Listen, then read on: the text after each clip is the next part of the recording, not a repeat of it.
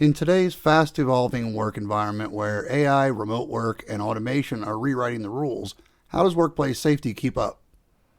OSHA is still actually a great place to start. In this video, I'll explore why OSHA is still a critical pillar of workplace protection in 2025 and why its role is arguably more critical than ever before, especially as political turmoil continues to upend budgets, staffing, and reach, at least at the federal level.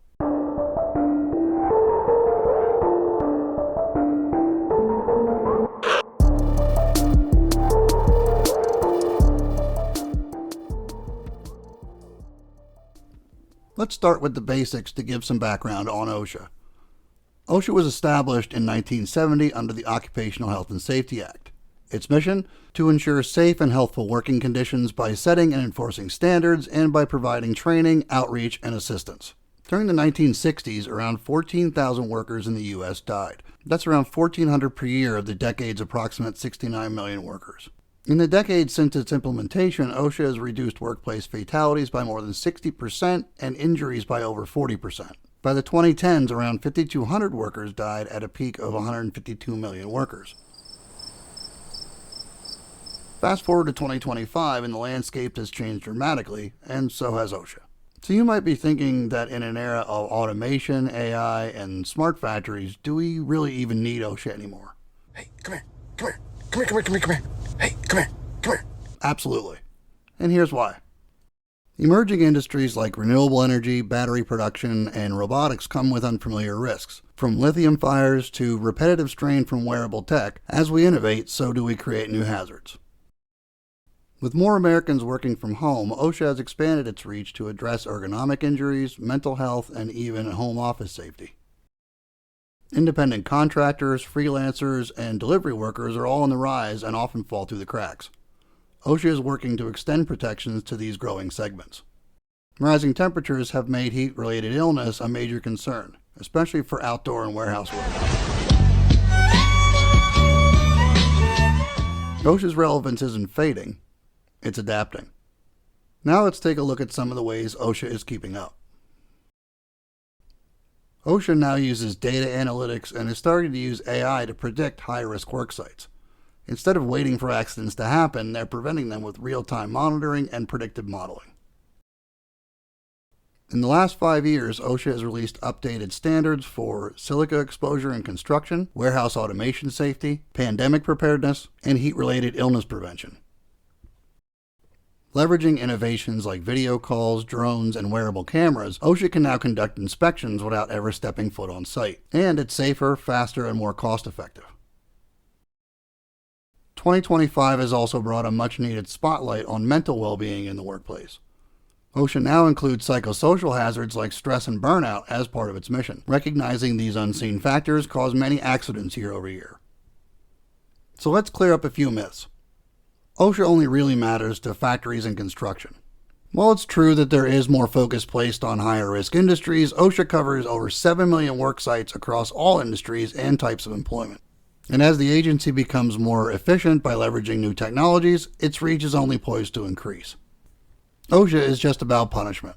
Definitely an OSHA violation, that's for sure. Oh, absolutely. Everybody's getting sued. While its enforcement role is critical, OSHA also provides tons of free resources, training, and consultation programs to help companies improve voluntarily, particularly in relation to smaller businesses. OSHA can't keep up with modern technology.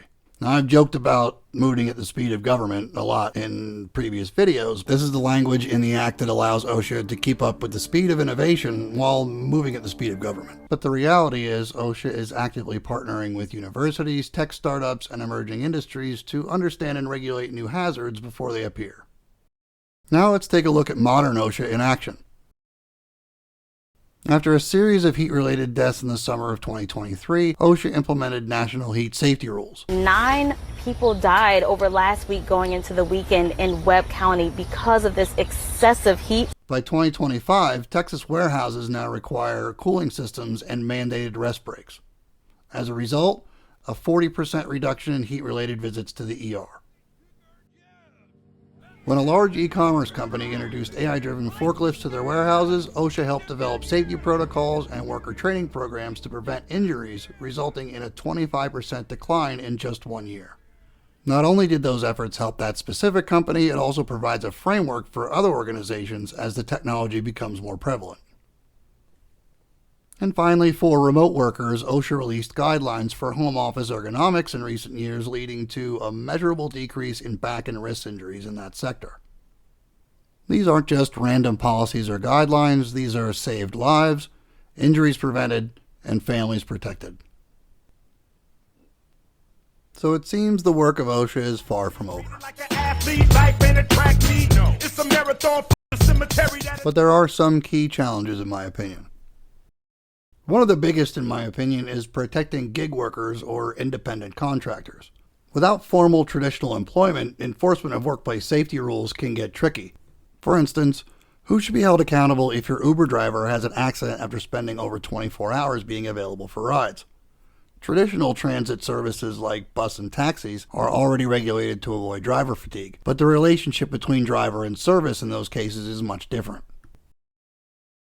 Another challenge that OSHA faces is budget constraints. OSHA has been and remains underfunded relative to the scope of its mission, especially given how much the American workforce has grown and American industry has prospered. The agency has been innovating to better meet the needs of its mission, but more resources are needed to meet modern challenges. The most pervasive challenge, in my opinion, though, is employer pushback. Some industries and individual employers still resist OSHA oversight, citing costs related to safety cooperative with its programs. This is even against mountains of evidence showing that ignoring safety often leads to far greater losses, not only in human terms, but financial terms as well. As an example, for a site with 100 workers where there's a risk of crush damage to the feet, a program that provides quality, safety-toed shoes annually to all employees costs around $7,000 a year. Just one catastrophic foot injury could cost between $20,000 and $250,000, and that's without taking into consideration things like fines and penalties, punitive damages, and long-term disability. I've said it before and I'll say it again, safety, even under OSHA, is not an aversion to risk. It's really about having the forethought to recognize the risk and manage it so that it does not affect people's lives. Many organizations are happy to simply have the illusion of a safe work environment without being fully invested in that endeavor. If I was looking at it from a glass half full perspective, I would probably characterize it by saying that these organizations are expecting that nobody's going to get hurt while they're working because their safety program is as good as it can be and they're going to hire the best workers and the most careful workers, and that's just not going to be an issue, so why plan for it? But the glass half empty version is they just don't care. They don't care about the people that work for them. They don't care about the people that make their products or deliver their products or create the wealth that the organization enjoys. Reality is certainly somewhere in the middle. It just doesn't make sense that any organization would set out to hurt, maim, or kill their employees. Whether or not they care about it is a whole nother question unto itself, but there was a comment left on a recent video on the channel that I think is indicative of the direction that people's attitudes are taking when they think of how their safety is treated while they work. It reads, "The saddest thing is how workers have been convinced to hate OSHA against their own safety. Poor people do not mind dying for their bosses." Just think about that comment for a moment. It certainly didn't come from nowhere. And I'll repose the question that started this whole video off in the first place. Is OSHA still relevant in 2025? The answer to that question is one I leave to you. OSHA in 2025 isn't just about hard hats, harnesses, and safety glasses.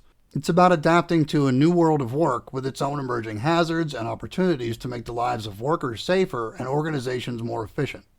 Whether you're an employer, an employee, or just someone who cares about workers' rights, understanding OSHA's evolving role matters. Workplace safety is not a relic of the past, it's the foundation of the future. And I really hope that's something that everybody can agree on. If you found this video helpful, please leave a like and consider subscribing and sharing the video. It really helps the channel reach new viewers. And drop a comment. What safety challenges do you see in your industry? Thanks for listening.